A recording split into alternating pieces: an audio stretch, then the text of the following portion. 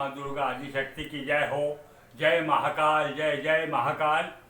मैं पंडित अशोक शर्मा उज्जैन वाला सभी जिज्ञासु महानुभाव को नमस्कार करता हूँ। आज हम चर्चा करेंगे शनिदेव के बारे में। शनिदेव जो न्याय के देवता हैं, जो दंड के देवता हैं।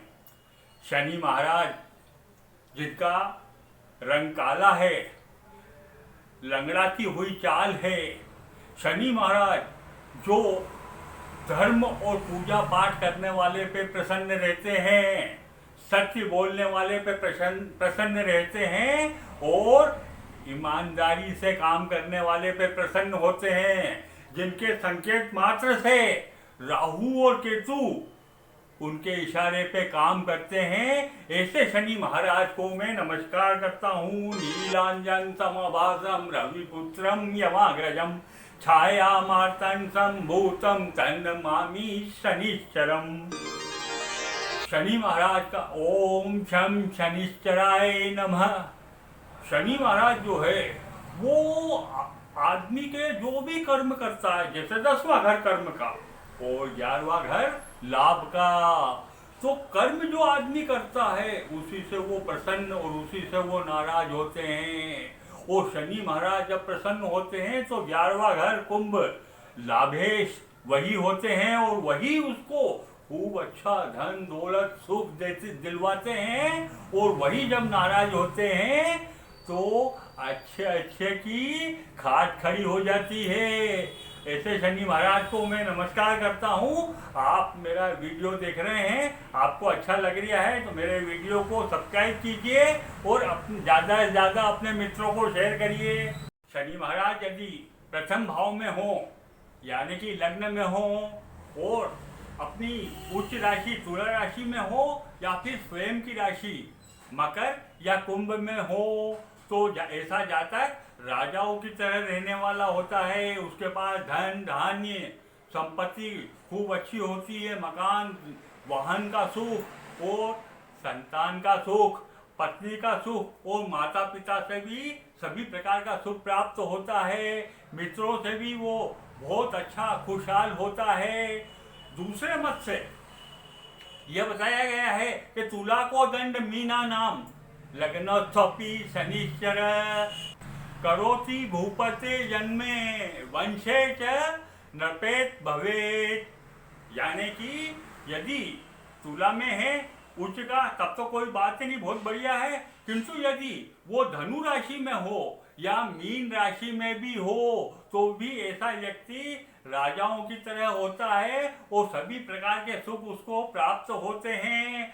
और यदि प्रथम भाव में अशुभ स्थिति में शनि हो तो ऐसे व्यक्ति को सभी सुखों में कमी आ जाती है, क्योंकि शनि महाराज यदि अशुभ राशि में बैठे हो या अशुभ हो वो शनि महाराज, तो वैसे तो शनि महाराज का ये है कि जहाँ बैठते हैं वहाँ तो वो कम नुकसान करते हैं, किंतु शनि की दृष्टि को विध्वंसकारी दृष्टि माना गया है।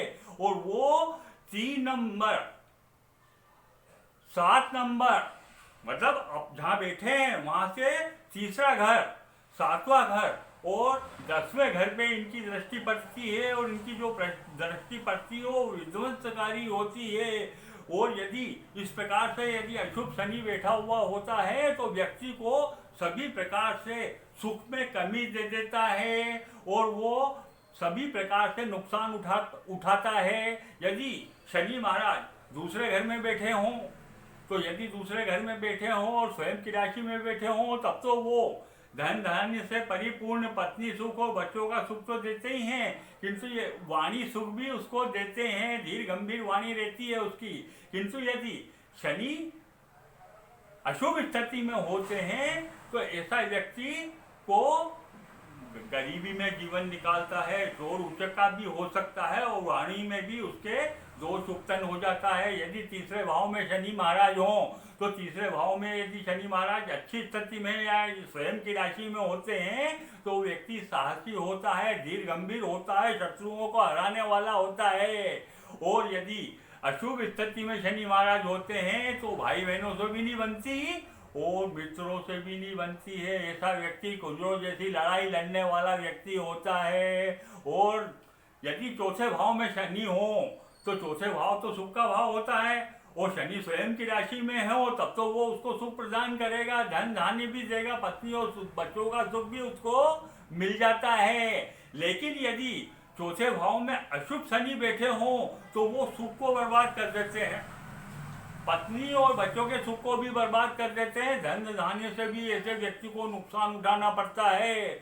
और व्यक्ति यदि गलत कामों में लग गया, पर स्त्री के प्रेम में लग गया, उन कामों में पैसे खर्च करने लग गया, तो ऐसे व्यक्ति अपना जीवन बर्बाद भी कर लेता है। यदि पांचवें भाव में शनि हो तो पांचवा भाव बुद्धि का भी होता है, संतान का भी होता है। यदि वो स्वयं की राशि में होते हैं शनि, तब तो संतान भी अच्छी निकलती है और व्यक्ति बुद्धिमान होता है। हो सकता है वो डॉक्टरी पेशे से जुड़ा हुआ हो या पागलों का डॉक्टर भी वो बन सकता है।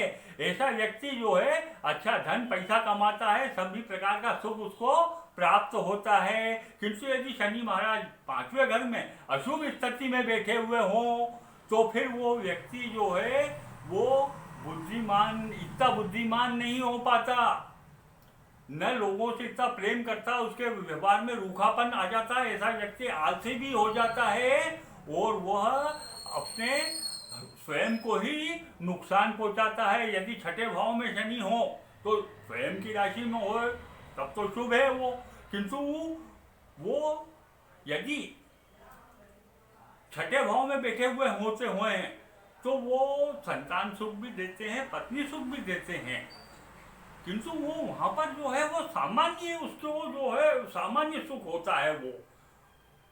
और यदि यहाँ छठे, क्योंकि त्रिक दोष में आ गए, छठा, आठवां और 12वां ये त्रिक दोष में आता है, आपको मालूम है, तो वो सामान्य स्थिति में ही यहाँ पर वो लाभ उसको दे पाते हैं और वो शत्रु को भी हराने वाला होता है। किंतु यदि अशुभ स्थिति में शनि महाराज होते हैं तो बेकार के तो वाद विवाद पैदा करते हैं, पत्नी से भी जो है वो वाद विवाद पैदा हो जाता है और रोग से भी वो रोगी होता है और उसका धन पैसा रोग में, शत्रु में, मुकदमेबाजी में, इनमें खर्च होता है। यदि सातवें भाव में शनि महाराज हो और यदि स्वयं की राशि में हो तब तो वो पत्नी से अच्छी बनती पड़ती है, माता पिता से भी अच्छी बनती पड़ती है, मित्रों से भी अच्छी बनती पड़ती है, धंधा व्यापार या नौकरी बहुत अच्छी चलती है उसकी। और यदि सातवें भाव में शनि बुरी स्थिति में हो, अशुभ स्थिति में हो, तो ऐसे व्यक्ति को प्रेम प्यार के चक्कर में नहीं पड़ना चाहिए, पर स्त्री के चक्कर में नहीं पड़ना चाहिए, क्योंकि ऐसा पढ़ने से उसका धन दौलत बर्बाद हो जाएगी, ये उसको ध्यान रखना चाहिए।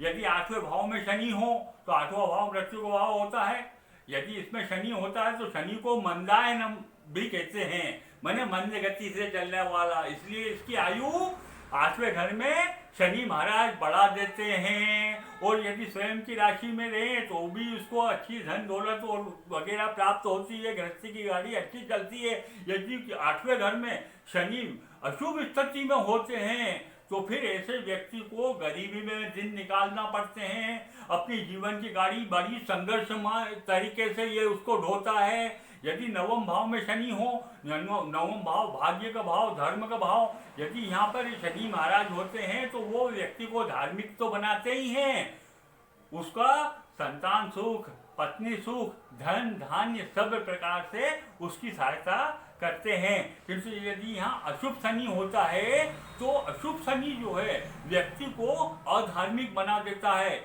ऐसा व्यक्ति यदि मांस, शराब और पराई स्त्री का और अंडे का सेवन करता है और पराई स्त्री का साथ पकड़ता है तो वो ऐसा व्यक्ति बर्बाद हो जाता है। तो उसे ध्यान रखना चाहिए कि वो मांस, शराब, अंडा और पराई स्त्री के चक्कर में नहीं पड़े। यदि नवें भाव में शनि मीन राशि में हो, धनु राशि में हो या तुला राशि में हो तो व्यक्ति को बहुत बड़ा सन्यासी, बहुत बड़ा संत भी बना देता है। करपात्र जी जो स्वामी जी थे उनकी राशि में मीन राशि के शनि जो है ये नवम भाव में थे। ऐसे ही माँ आनंदमयी की भी कुंडली में मीन राशि में शनि बैठे हुए थे नवम भाव में। और यदि उस समय गुरु यदि लग्न में बैठा हो, जैसा कि इन लोगों के इसमें बैठा हुआ था, लग्न में यदि गुरु बैठा हो और अच्छी शुभ स्थिति में हो तो पक्के में आदमी बहुत बड़ा सन्यासी बनता है। यदि 10वें भाव में शनि हो तो 10वां भाव कर्म का भाव और शनि की स्वयं की राशि रहती है वहां पे मकर। यदि ऐसी स्थिति में शनि उस व्यक्ति को बहुत धन दौलत ख्याति दिलाता है, उसको नौकर चाकर वाहन सुख सबका सुख प्राप्त होता है, ख्याति भी बहुत होती है। किंतु यदि अशुभ स्थिति में हो शनि महाराज वहां पर तो वो सब कुछ स्थिति बिल्कुल विपरीत हो जाती है, धन से भी आदमी नुकसान खाता है। और यदि ऐसा व्यक्ति शराब अंडा और मांस का सेवन करता है तो उसकी स्थिति और ज़्यादा डाउन हो जाती है। यदि 11वें भाव में शनि हो तो लाभ भाव है, वो भी शनि महाराज का ही घर है और गुरु का भी घर होता है 11वां घर। तो यदि यहाँ गुरु की कृपा हो गई उसके ऊपर, मतलब कहीं पे भी बैठे हुए गुरु देख रहे हो 11वें घर को, 11वें घर में शनि महाराज बैठे हुए हों तो व्यक्ति धन दौलत वाला, राजाओं की तरह व्यवहार करने वाला, संतान सुख पत्नी सुख माता पिता से सुखी सब प्रकार से होता है और सुखमय जीवन बिताता है। किंतु यदि 11वें भाव में अशुभ शनि हो तो व्यक्ति को ध्यान रखना चाहिए, मांस शराब अंडे से दूर रहे, जुआ सट्टे से दूर रहे, परिस्थिति से दूर रहे, अन्यथा वो अपनी जिंदगी को बर्बाद कर लेता है। यदि 12वें घर में शनि हो तो शनि 12वें घर में होने पे भी व्यक्ति को किसी भी प्रकार से पैसे का नुकसान नहीं पहुंचाता है। ऐसा व्यक्ति धनी सुखी और अपने संतान और पत्नी के साथ आनंद पूर्वक रहता है। बस शनि अशुभ यदि स्थिति में हो 12वें घर में तो ऐसे व्यक्ति की नींद खराब हो जाती है और वो गरीबी में जीवन निकालता है। अब मैंने आपको 12 घर के द्वादश घर के शनि महाराज के फलित बताए। अब मैं आपको बताता हूं कि यदि शनि महाराज अशुभ स्थिति में होते हैं तो आपको क्या क्या उपाय करना चाहिए। तो सबसे पहले तो आपको शनि महाराज का जो है वो शनि मंदिर जाके हर शनिवार के, यदि रोज करो तो बहुत अच्छी बात है, किंतु हर शनिवार को उनको दर्शन करना चाहिए, सरसों का तेल उनको चढ़ाना चाहिए, सरसों के तेल का दीपक मंदिर में लगाना चाहिए। शनिवार के दिन जो है शनि की वस्तुएं जैसे तवा चिमटा संडासी आदि दान करना चाहिए। कोई भी आदमी जो लूला लंगड़ा अंधा हो उनको दान देना चाहिए। सरसों के तेल का दीपक पीपल के पेड़ की यहाँ शनिवार के दिन लगाए या फिर गुरुवार के दिन लगाना चाहिए संध्या काल में।